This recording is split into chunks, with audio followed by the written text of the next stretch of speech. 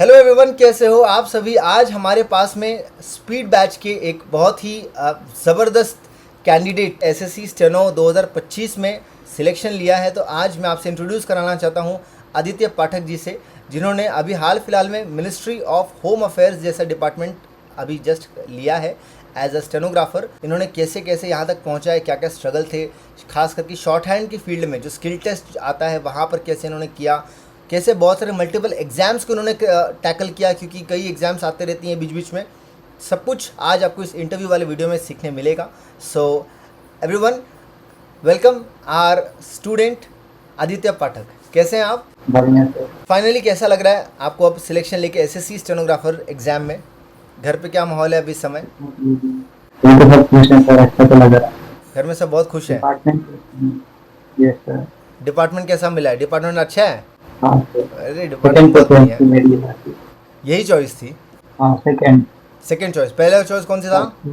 MBA डाला था। ME है, कोई बात। अभी थोड़ी देर पहले हमने हमारे एक एमई की सिलेक्टेड स्टूडेंट से बात की और अभी आपके बाद भी एमई वाले एक आने वाले हैं। तो जर्नी का एंड नहीं हुआ है अभी।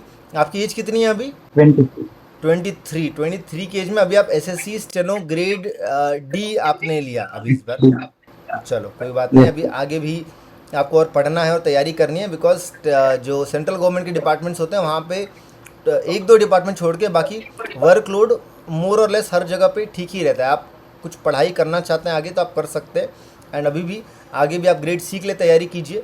तो बहुत बहुत शुभकामनाएं आपको। तो आज हम यहाँ पे जो आप ही की तरह एस्पिरेंट, जैसे रिजल्ट आने से कुछ दिन पहले आप एक एस्पिरेंट थे, घर में पता नहीं था कि भाई कल को 50,000 सैलरी आएगी नहीं आएगी, घर में पता नहीं है, लेकिन जैसे आज आपने सिलेक्शन ले लिया, ऐसे बहुत सारे बच्चे हैं जो आज ये वीडियो देख रहे हैं। तो आप उनको सबसे पहले अपनी तरफ से क्या चीज़ कहना चाहते हो, जो आपका मैसेज है, जो आपने एक चीज़ फेस की थी, जो आपको अगर कोई बता देता तो आप वो मैसेज मैं चाहता हूँ कि आप अगर स्टूडेंट्स को दें पहले, उसके बाद में हम आपकी जर्नी भी कवर करते हैं।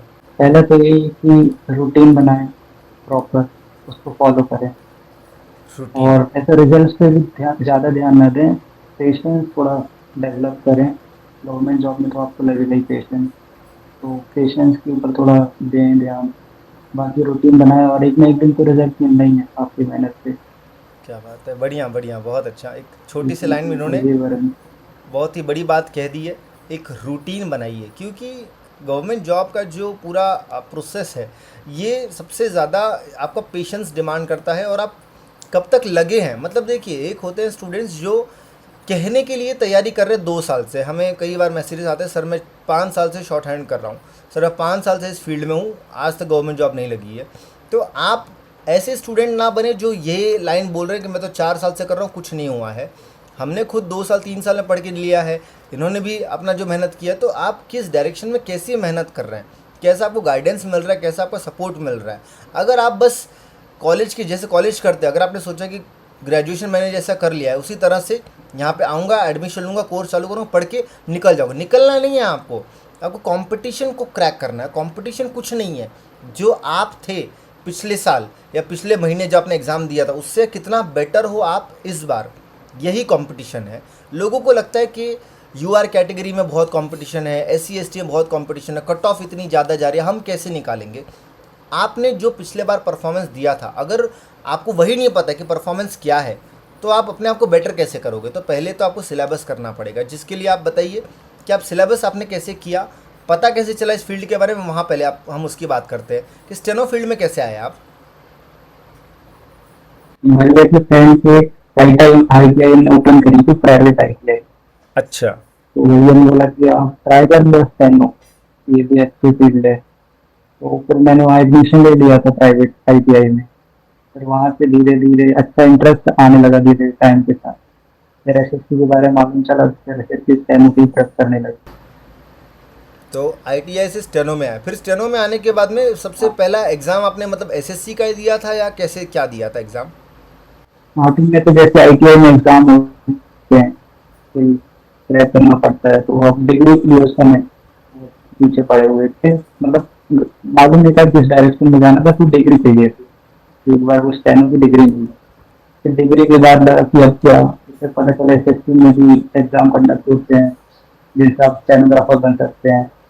तो फिर इधर से आ गए। स्टार्टिंग के हाई कोर्ट के बारे में मालूम था कि वहाँ पे होते हैं एग्जाम। तो हाई कोर्ट में जैसे आप एमपी से, जबलपुर से हैं, तो वहाँ पे आपने कितने बार एमपी हाई कोर्ट का एग्ज़ाम दिया हुआ है जबलपुर में, या कोई और डिस्ट्रिक्ट कोर्ट का एग्ज़ाम? मतलब एक तो हाईकोर्ट में ये रहता है कि 2-3 सालों बाद आती है एग्जाम की वैकेंसी, और काफी टाइम जाता है। तब मेरे पास ग्रेजुएशन था नहीं, जब ग्रेजुएशन हुआ अब जाकर वैकेंसी आई है 2025 में, और अब 26 में एग्जाम हुआ। तो वहाँ पे मतलब कोई ऑर्डर नहीं है, तो किसने कब आ रही कैसे आ रही है, वैकेंसी भी बहुत कम आती है।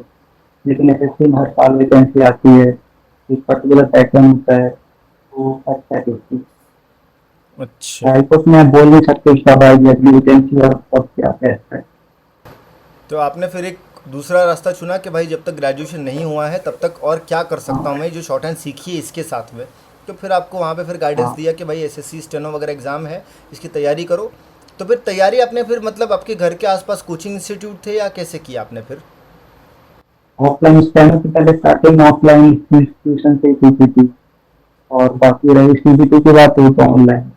मतलब पूरी तैयारी आपने इंग्लिश, रीजनिंग, जीके जितना पढ़ना था सब आपने घर बैठे ऑनलाइन ही तैयारी की है? हाँ ओके, बढ़िया। बेसिक तो मैंने इंस्टीट्यूशन में खत्म किया था, लेकिन फिर वही बात है एक्यूरेसी स्पीड, वो आपको थोड़ा अपग्रेड करने के लिए और भी देखना पड़ता है आपको क्या कैसा है।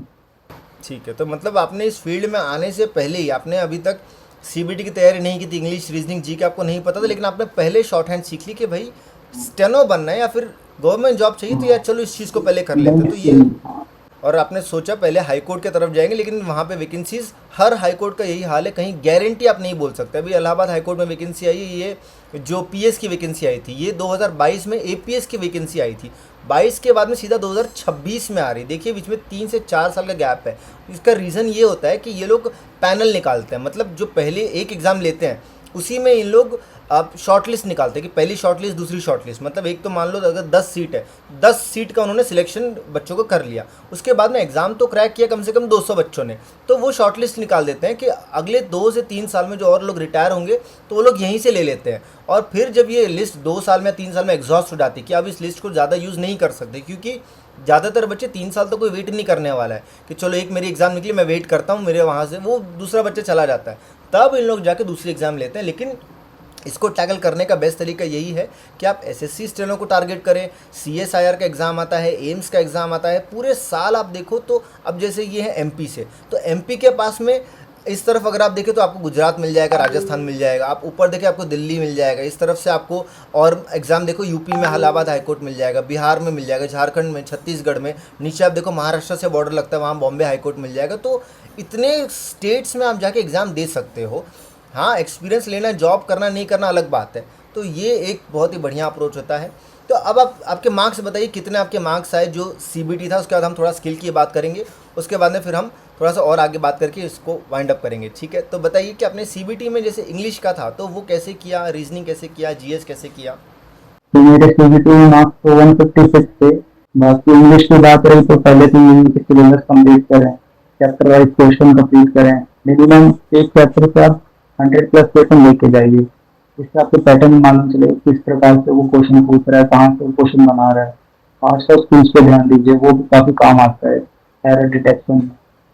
तो बाकी यही है कि आप हर चैप्टर पर्टिकुलर हर चैप्टर वाइज आप क्वेश्चन लेके चलिए, 100 प्लस क्वेश्चन कीजिए, फिर आप मिसलेनियस पे जंप कीजिए।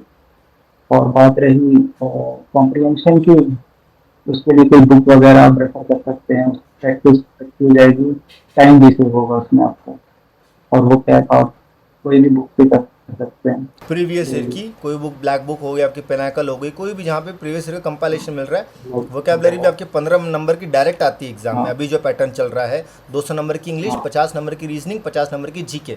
उसमें आपका एक्टिव पैसिव वॉइस, ये सब जैसे बताया इन्होंने, पार्ट्स ऑफ स्पीच अगर आप करेंगे तो वहाँ से कई सारी चीज़ें आपका हो जाता है।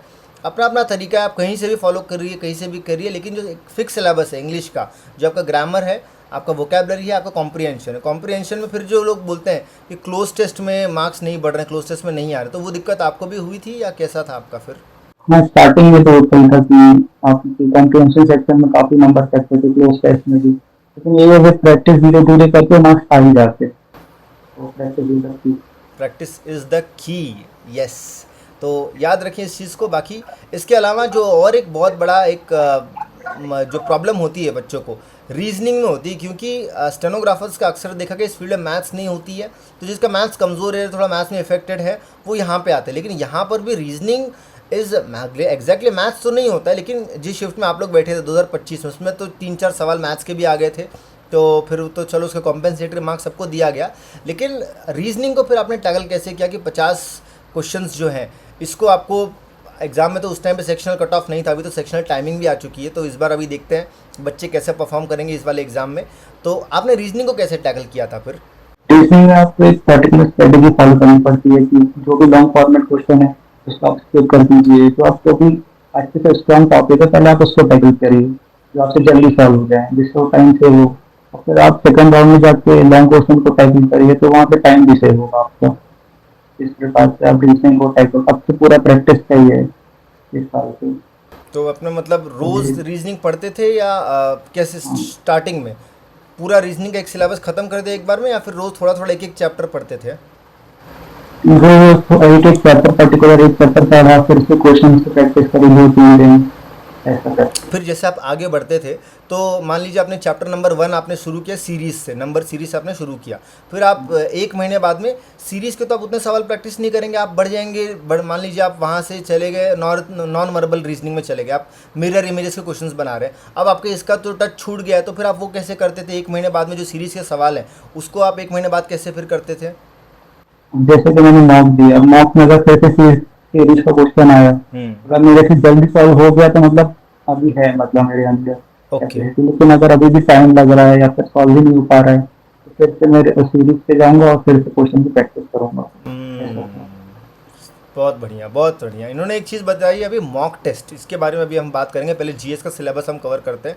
तो ये आपकी रीजनिंग की स्ट्रेटेजी थी कि भाई प्रैक्टिस करते रहना है, मॉक टेस्ट लगाते रहना, ताकि जो आपने टॉपिक आज से 2 महीना पहले पढ़ा था वो भी आपके टच में रहे, और उसमें कोई अगर ऐसा सवाल आ गया जो आपसे नहीं बन रहा है तो आपने शायद एक कॉपी वगैरह मेंटेन की होगी कि यार इसमें ये नहीं बन रहा है मुझसे, इसको लिख लूँ ताकि एग्जाम के वक्त मैं रिवाइज कर पाऊँ कि यार ये वाला ट्रिक इसमें यूज़ हुई थी। जैसे मान लीजिए आपका स्क्वायर में आपको बहुत सारे नंबर्स दिए, उसमें बीच में क्वेश्चन मार्क दिया, आपको नहीं आ रही है क्वेश्चन मार्क में कैसे मैं पहुंचूं, तो वो आपने सवाल वहाँ पे लिख लिया। तो ये बहुत ही बढ़िया अप्रोच है रीजनिंग के लिए। और स्पीड, रीजनिंग में कैलकुलेशन की स्पीड जो है आपके, जैसे एक आता है लेफ्ट हैंड साइड में आपको इक्वल टू दिया, राइट हैंड साइड में इक्वल टू दिया, इक्वेशन वाले जो सम्स होते हैं, ये कुछ कुछ ऐसी चीज़ें हैं जिस पर अगर आपको शुरुआत में समय लग रहा है, एग्जाम में भी समय लगने वाला है, अगर अभी काम नहीं किया ये सोच के कि चलो यार एक ही कुछ सवाल आते छोड़ देते हैं, एग्जाम में आपको पता नहीं कि वो एक सवाल आएगा 5 सवाल आएंगे उसके। तो जो भी टॉपिक आपका वीक है, कुछ भी वीक छोड़ के नहीं जाना है। अगर आपको भाई एक सरकारी नौकरी लेनी है तो आपके और सरकारी नौकरी के बीच में सिर्फ ये सवाल खड़ा है, ऐसा समझना है कि इसको मैंने अगर टैकल कर लिया तो यार एग्जाम में आएगा तो मेरे 5 नंबर बच जाएंगे, समय बच जाएगा जिसको मैं और जगह दे सकता हूँ। तो ये रीजनिंग में बहुत ही आपको अप्रोच सोच समझ के करना पड़ता है। इसके बाद में आते हैं जीएस पे, जो कि समुंदर है, जो कि इतना बड़ा है, इतना वास्ट है कि ना शुरू है ना ख़त्म है, और अगर पढ़ने बैठो इतना आनंद आता है, लगता है पढ़ते जाओ, हिस्ट्री पढ़ते जाओ, ज्योग्राफी पढ़ते जाओ, भले ही एग्जाम में कितना आएगा पता नहीं। तो इसको आपने कैसे टैकल किया फिर? जीके में पर्टिकुलरली जैसे कि कोई एक टॉपिक हो गया, मैं टॉपिक वाइज आता था, जैसे विटामिन हो गया, साइंस में विटामिन हो गया या डाइजेस्टिव सिस्टम हो गया, तो मैंने वो पर्टिकुलर वो अपना टॉपिक पकड़ा, फिर उस टॉपिक को मैंने लिख लिया कॉपी में। ऐसा करके मैं फॉलो करता रहा other than going through PDF and online material. I used to write down these important things on my notebook and then revise। तो आपने फिर शुरुआत मतलब कैसे किया? ये देखा कि भाई मॉडर्न हिस्ट्री ज़्यादा आता है या फिर कैसे आता है, तो वैसे? हाँ, जैसे कि हाँ, एंशिएंट हिस्ट्री पूछता था अच्छा खासा। एंशिएंट में भी आपका हड़प्पन सिविलाइजेशन हो गया या फिर उसके आगे का, तो हड़प्पन सिविलाइजेशन पढ़ लिया, उसको थोड़ा डीप में उसके इम्पोर्टेंट थोड़े देख लिया कि किसने एक्सप्लोरेट किया है या फिर ईयर ऑफ एक्सप्लोरेशन, इस टाइप में उसको लिख लिया और फिर बार बार उसको मल्टीपल टाइम्स रिवाइज किया तो फिर वो सही रहे। ओके। ये जीके में ये क्वालिटी ओवर क्वांटिटी, आप क्वालिटी पे ध्यान दीजिए ना कि क्वांटिटी पे। किसी के तो क्या ही कहने।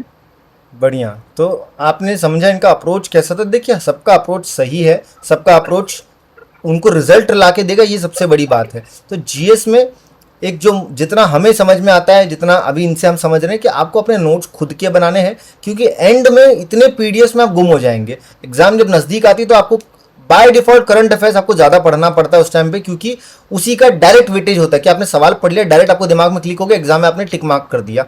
तो वहाँ पे आप बाय डिफॉल्ट आप पीडीएफ्स वगैरह में खो जाएंगे। तो खुद के नोट्स अगर बने हुए हैं पॉलिटी के, हिस्ट्री के, साइंस के, ज्योग्राफी के, जिसमें थोड़ा समय लगता है, आपको समय शुरुआत में एक बार लगाना पड़ेगा, वो आपका चॉइस है कि आप पहले लगाओ या एक एग्जाम आप फेल अटेम्प्ट करने के बाद फिर आप दूसरी बार समझो, वो कंप्लीटली आपकी चॉइस है। तो इसको आपको समझना है और इसी नोट्स को रिवाइज करते जाना है, मॉक टेस्ट जो आप लगाते जाएंगे। और सबसे ज़रूरी यहाँ पे एक है, सिर्फ स्टेनो के टॉपिक्स को नहीं पढ़ना है आपको, क्योंकि एसएससी जो है, स्टाफ सिलेक्शन कमीशन जो है, आप देखिए 12th बेसिस पे सीएचएसएल भी हो रहा है, और खासकर जीएस में तो कोई बेसिस नहीं होता है कि 12th वाला बच्चा इसको सॉल्व नहीं कर पाएगा, ऐसा कुछ नहीं है। सवाल है, आपको पूछा गया, अगर आपको नॉलेज है तो आप टिक करके आ जाएंगे। तो आपको सीजीएल के, सीएचएसएल के, एमटीएस के, सीपीओ के, सबके सवाल लगाते रहने हैं, लेटेस्ट वाले, पीछे से शुरू करना है। अब 2026 का एग्जाम देंगे तो 2020 का लगा के कोई मतलब नहीं है। 2026 से चालू करो, 25 पे जाओ, 24 पे जाओ, 23 पे रहो, बस 2021, 20, 19, 18 पे लगा के आप बस अपना ईगो सेटिस्फाई कर रहे हो। आपको लग रहा है कि कुछ पढ़ रहा हूँ, कोई ज़्यादा फायदा नहीं है उस क्वेश्चन का, बिकॉज पैटर्न चेंज हो चुका है। इस चीज़ को आपको ध्यान देना है। इसके बाद में फिर आते हैं जो सबसे बड़ा प्रॉब्लम है स्टेनोग्राफर्स का, कि एग्जाम तो निकल जाती है सीबीटी की, लेकिन हम स्किल टेस्ट नहीं निकाल पाते। और इससे स्किल टेस्ट में आने से पहले एक और मॉक टेस्ट का जो आपने बताया था, मॉक टेस्ट का एक छोटा सा स्ट्रेटेजी बताइए कि आप क्या फॉलो करते थे, मॉक टेस्ट को किस तरह से आप किया करते थे। मॉक टेस्ट जैसे कि पहले जैसे टाइमर नहीं होता था सेक्शनल, तो मैं एक्सपेरिमेंट करता, जैसे पहले कुछ मैंने इंग्लिश स्टार्टिंग में कर लिया, या फिर जीके, इस प्रकार से मैं सब्जेक्ट भी स्विच करता था, तो वो भी कहीं ना कहीं फायदा देता था। और लेकिन अब तो सेक्शन टाइमर आ चुका है और सब्जेक्ट भी फिक्स हो गया है, तो अब आप यही है कि प्रैक्टिस पे ज़्यादा फोकस कीजिए, रीजनिंग पे पर्टिकुलरली, जो आपको बाकी से थोड़ा ऊपर लाएगा। और इंग्लिश और जीके में तो इनफ टाइम मिल ही रहा है इस बार, बस रीजनिंग का रहेगा। जितने मॉक टेस्ट देंगे उतना अच्छा, प्रीवियस ईयर से स्टार्ट कीजिए, फिर आप न्यू मॉक टेस्ट पे जाइए, ये बेटर स्ट्रेटेजी है। तो मॉक टेस्ट मतलब, आप एक और चीज़ मैं यहाँ ऐड करूँगा कि मॉक टेस्ट का इसका मतलब ये नहीं कि अगर आपको मॉक टेस्ट में यहाँ पे 140 नंबर मिल रहे तो आप एग्ज़ाम में 100% सिलेक्ट हो गए, आप फेल हो गए। मॉक टेस्ट जस्ट आपको एग्ज़ाम का जो पैटर्न है कि भाई कहाँ कर्सर कैसे लेके जाना है, कहाँ आपको ये करना है, और उसमें सवाल जो है, जो टेक्स्ट बुक का मान लो आपने मॉक टेस्ट लगा रहे हैं, ठीक है, तो टेक्स्ट बुक एसएससी से एफिलिएटेड नहीं है कि जो टेक्स्ट बुक कर रहा है वही सेम एग्जाम में आपको आएगा। तो ये चीज़ एक बच्चे बड़ा डर जाते हैं कि सर मॉक टेस्ट से मार्क्स नहीं बढ़ रहे हैं। हमने कितने बार देखा हुआ है कि मॉक टेस्ट में 160 नंबर लाने वाले बच्चे एग्जाम में क्वालिफाई नहीं हो पाते हैं। तो कोई गारंटी नहीं है, लेकिन हाँ ये है कि मॉक टेस्ट का एक एवरेज स्कोर आप समझ सकते हैं कि जितना आपका आ रहा है उससे मान लीजिए 5 से 10 नंबर एग्जाम में ज़्यादा आएंगे, क्योंकि नॉर्मलाइजेशन लगता है, पहली बात। दूसरी बात, एग्जाम का लेवल जो है वो एवरेज होता है। अबव एवरेज अगर टफ पेपर आएगा, जैसे अभी तो सेक्शनल वाला हम देखते हैं कि कैसे इस बार कट ऑफ तो कम जाने के चांसेस है, तो आप मॉक टेस्ट यार टेंशन मत लीजिए। मॉक टेस्ट में तैयारी को आंकने के लिए करना है। मॉक टेस्ट कब करोगे, जब सिलेबस हो गया है, और सिलेबस खत्म होने का वेट नहीं करना है कि जिस दिन मेरा पूरा सिलेबस खत्म उस दिन, वो कभी नहीं होने वाला। एग्जाम के दिन तक आप पढ़ते रहेंगे, तो मॉक टेस्ट शुरू कर दो। अगर 50-60% सिलेबस हो चुका है इंग्लिश का, थोड़ा बहुत रीजनिंग का, जीके का, तो मॉक टेस्ट करना है। और एक और चीज़, ये नहीं कि एक हफ्ते में रोज़ मॉक टेस्ट लगाओ। मॉक टेस्ट लगाने से ज़्यादा ज़रूरी है उसको एनालाइज करना। आपने एक बार मॉक टेस्ट लगाया, उसको देखना है कि आई थिंक इस बात से आप थोड़ा इसमें आप बताइए कि एनालाइज आप फिर कैसे करते थे, कि भाई मॉक टेस्ट का कैसे स्कोर था, क्या था। पहले तो आप एनालाइज में भी आपको पहले तो आपको जितने टॉपिक्स कलेक्ट किए हैं उसको आप राइट डाउन कर लीजिए और उसको पढ़िए, और ये भी देखिए कि इस क्वेश्चन में टाइम ज़्यादा लगा, उस क्वेश्चन को भी आप ध्यान में रखिए, उसकी भी प्रैक्टिस करना है। ऐसे नहीं कि अगर वो सही हो गया है लेकिन आपका टाइम भी गया है उसमें। और कुछ कुछ क्वेश्चन होते हैं जिसमें अपन तुक्का लगाते हैं और वो सही हो जाता है तो अपन इग्नोर कर देते कभी कभी, लेकिन ऐसा नहीं करना है। क्या भरोसा वो एग्जाम में आ जाए कुछ, तो आपके पूरे क्वेश्चन पे एक बार गो थ्रू करना है, चाहे वो सही है या गलत, तो आपके कॉन्सेप्ट भी रिवाइज हो सके। बिल्कुल बिल्कुल, बढ़िया। तो हमने सारी चीज़ें कवर कर ली। इसके बाद में जब आप सीबीटी क्रैक करते हैं तब उसके बाद में स्किल टेस्ट आता है। स्किल टेस्ट जो चीज़ है, आप बताइए कि आपने क्या स्ट्रेटजी फॉलो की थी, क्योंकि आप स्पीड बैच में लगातार आपके स्कोर एक ऐसा टाइम आ गया था कि आप 98% तक स्कोर कर रहे थे। मतलब एक्यूरेसी इनकी स्पीड बैच में एक डिक्टेशन, तब तो हम लोग जनरल मैटर उस समय बहुत लिखाया करते थे, आप लोग जनरल मैटर वाले बैच के स्टूडेंट्स हैं, जहाँ पे मतलब जनरल मैटर कैसा होता है कि इंग्लिश शॉर्ट हैंड की मैं बात बता रहा हूँ, बाकी हिंदी में तो आपके रामधारी के ही आसपास आते, या तो आपके फिर एडिटोरियल मैटर्स आते हैं जो न्यूज़पेपर के हैं। इंग्लिश में चीज़ें ऐसी होती है कि हम बहुत पहले से बोल के चल रहे थे कि भाई थोड़ा सा तैयारी आप सिर्फ केसी की तरफ मत रखिए, जनरल मैटर्स भी कीजिए। तो जनरल मैटर्स मतलब बहुत टफ होता है अगर आपने कभी प्रैक्टिस नहीं किया है। तो अगर आप पहली बार एग्जाम में सीधा लिखेंगे तो 99% चांसेस है कि आपका एक्यूरेसी जो इतना एग्जाम में बोला आप नहीं कर पाएंगे, आप फेल हो जाएंगे एग्जाम में। बट इन्होंने ये सब उस बैच के स्टूडेंट्स है जो लगातार जनरल मैटर लिख के ऐसे हो गए थे कि मैं कोई भी टॉपिक दे दूं, इन लोग 90% से ऊपर ही इनकी एक्यूरेसी आने वाली थी। तो ये तो उसमें ऐसे थे कि इनका मैं हमेशा आए दिन इनका स्टेटस पे लगा रहता था, स्कोर जो भेजते थे मुझे क्लास में सॉफ्टवेयर पे ट्रांसक्राइब करने के बाद में कि सर ये हमारा स्कोर है, आप चेक कर लीजिए, एनालाइज कर लीजिए कहाँ पे मिस्टेक है। तो इनके 97-98% तक एक्यूरेसी चली गई थी कि मतलब 1 या 2%, वो भी ऐसा एग्जाम सॉफ्टवेयर जहाँ पे फुल स्टॉप अगर आपने गलत डाल दिया तो वो 1 फुल मिस्टेक है, आपने कॉमा गलत डाल दिया तो 1 फुल मिस्टेक, कैपिटल लेटर गलत डाल दिया फुल मिस्टेक, हर चीज़ फुल मिस्टेक थी। तो मतलब उस लेवल की तैयारी करके एग्जाम में जब गए थे तो ये होता है कि कंपटीशन को आपने मतलब जीत लिया है, आप ऑलरेडी वेल प्रिपेयर्ड हो। तो ये बताइए कि जब आपका एग्जाम हो गया था, सीबीटी निकल गया, तो उसके बाद में फिर आपने कैसे सोचा, क्या सोचा कि बैच में फिर आए, कैसे तैयारी किया और काफ़ी समय किया, तो बताइए ज़रा क्या था। जैसे कि आपने बताया था कि एक डिक्टेशन को लीजिए और उसकी इतनी बार प्रैक्टिस की, इतनी बार प्रैक्टिस कीजिए तो आपको एकदम हाथ में आ जाए। मल्टीपल टाइम्स की प्रैक्टिस कीजिए विद हायर स्पीड से, तो वो बैठ जाएगा आपके माइंड पे। तो ऐसे ही करके मैंने प्रैक्टिस की थी, मतलब बार बार हो गया। फिर उसको मिस्टेक की अलग से एरर बुक बनाई, आपने बताया था उस एरर बुक में आपको वर्ड्स लिखने उसकी प्रैक्टिस करनी थी 3 से 4 बार, ऐसा कर करके। कई बार जब स्पेलिंग आप एग्जाम में कई बार होता है जो स्पेलिंग आपको पता है वो भी आप मिस्टेक करते हो, क्योंकि वहां पे हड़बड़ाहट में क्या होता है, स्पेलिंग गलत हो गया, हाफ नंबर आपके चले गए, 2 स्पेलिंग आपने गलत कर दी, 1 फुल आपका 1 फुल मार्क्स कट हो गया वहां पर। तो ये चीज़ें जब आप एक अलग से रजिस्टर आपने बनाया हुआ है, सिर्फ रजिस्टर आपके सीबीटी के लिए नहीं होता है, स्किल टेस्ट को भी, आप स्टेनोग्राफर हैं, आपका सिलेक्शन ही हो रहा है क्योंकि आपको शॉर्ट हैंड आती है। ये इकलौता एसएससी का ऐसा एग्जाम है जहां पर कोई ऐसी स्किल है जिसके बेसिस पे आपको सिलेक्ट किया जा रहा है। और कोई भी आप एग्जाम देख लीजिए, सीजीएल, सीएचएसएल, सीपीओ, ये सब में आपका स्किल नहीं होता है। हाँ, आपका फिजिकल एफिशिएंसी कहीं का टेस्ट होता है सीपीओ में कि आप कितने फिट हैं, क्या है, बट ये जो स्किल है इसको सीखने के लिए आपने बहुत समय दिया, 1 साल 2 साल का समय दिया है।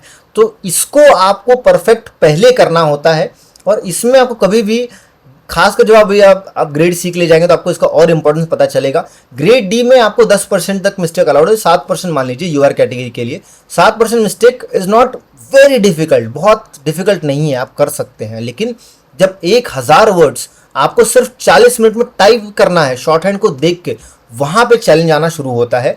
तो ये चीज़ आपको समझनी है कि अगर आपको 4200 4600 ग्रेड पे की जॉब मिल रही है, 65,000 75,000 सैलरी की आपको जॉब मिल रही है, तो वहाँ पर आपको उस लेवल तक लेके जाना होता है अपनी तैयारी को जहाँ पर आदित्य लेके गए हैं, जहाँ पे आप लोगों में पूरा भरोसा है कि जो वीडियोस को देख रहे हैं आप लोग भी तैयारी कर रहे हैं, आप लोग भी इस फील्ड में उतरे हुए हैं। तो बिल्कुल टेंशन मत लीजिए, आराम से पढ़ते रहिए, धीरे धीरे जहाँ भी आपको डाउट है, जहाँ भी आपको लगे सपोर्ट चाहिए, सपोर्ट लीजिए, तैयारी को और अच्छा कीजिए।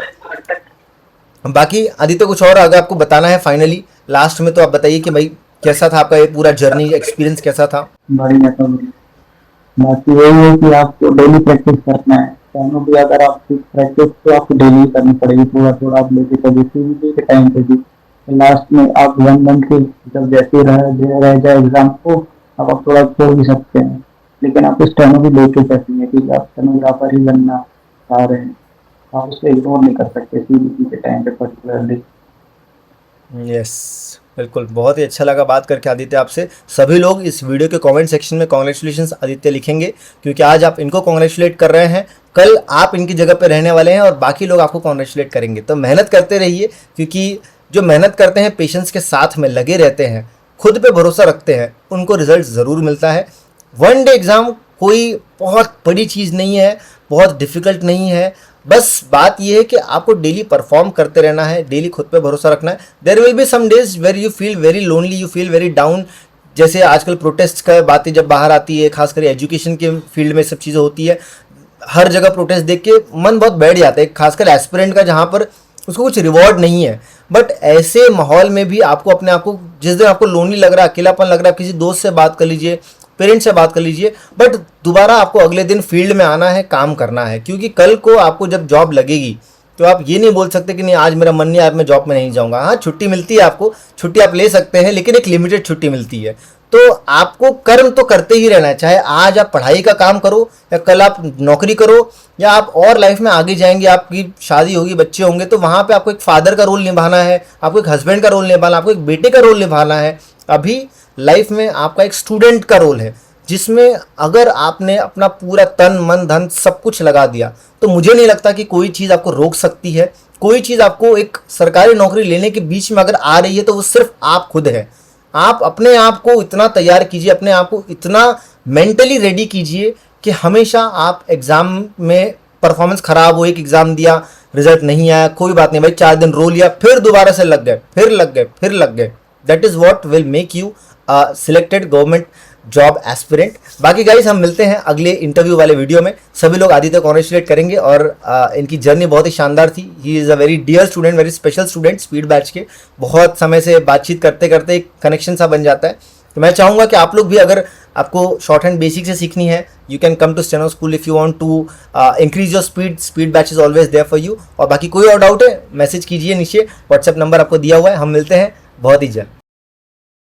चलो भाई, मज़ा आ गया इंटरव्यू में बात करके आपसे। और हाथ तो दर्द नहीं किया होगा, आधे घंटे से फ़ोन पकड़ा हुआ है आपने हाथ में। चलो, आदत पड़ गई होगी ना स्टेनोग्राफर को लिख लिख के। चलो, बहुत बढ़िया है। और माहौल तो बहुत अच्छा होगा घर में इस समय। तो फिर घर में फिर आप अकेले हैं, भाई बहन हैं आपके? बड़े भैया हैं। बड़े भाई, वो क्या करते हैं? प्राइवेट जॉब में, अमूल में मशीन ऑपरेटिंग।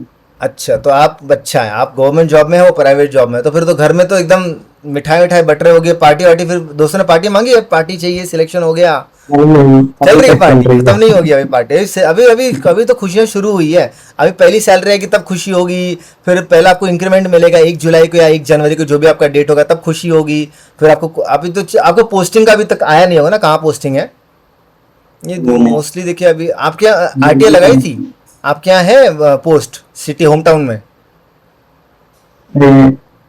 होम अफेयर्स का? हाँ, उनका कैसा होता है, home affairs, minister of home affairs में ना उनके और भी बॉडीज होते हैं, जैसे जो पुलिस रिसर्च एंड एनालिसिस जो होता है, फिर उनके और ऑर्गेनाइजेशन इनके अंडर आते हैं बहुत सारे। तो आप पहले शायद मुझे लगता है दिल्ली में पोस्टिंग मिलेगी, उसके बाद में फिर आप इसका पता लगाते रहिएगा, आपके आसपास भी कोई ना कोई होगा तो वहाँ पे आप उसको ट्रांसफर करवा सकते हैं अपनी पोस्ट को। ठीक है, बाकी तो ग्रेड सी के लिए तैयारी करो। मैं तो बोले से ट्रांसफर के चक्कर मत पड़ो, ग्रेड सी में एकदम मन लगा लो, एकदम अपना पूरा जान लगा दो। कुछ भी करके एमईए के लिए कोशिश करना इस बार, क्योंकि अभी एमईए वाले से बात हो रही थी तो वे बता रहे थे कि कैसे कैसे कहाँ का क्या फैसिलिटीज़ मिलती है। तो बढ़िया है यार वो वाली लाइफ, उसमें जाओ। बाकी जो रहेगा, हम तो हमेशा हैं आपके साथ में, कुछ भी रहेगा आप मैसेज कीजिए। मैं आपको मेरा पर्सनल नंबर देता हूँ आपको व्हाट्सएप पे। मैं कुछ जैसे यहाँ पे अगर नहीं है कर रहा हूँ तो पर्सनल नंबर पे आप मैसेज कर सकते हो। ठीक है, चलो, all the best, take care.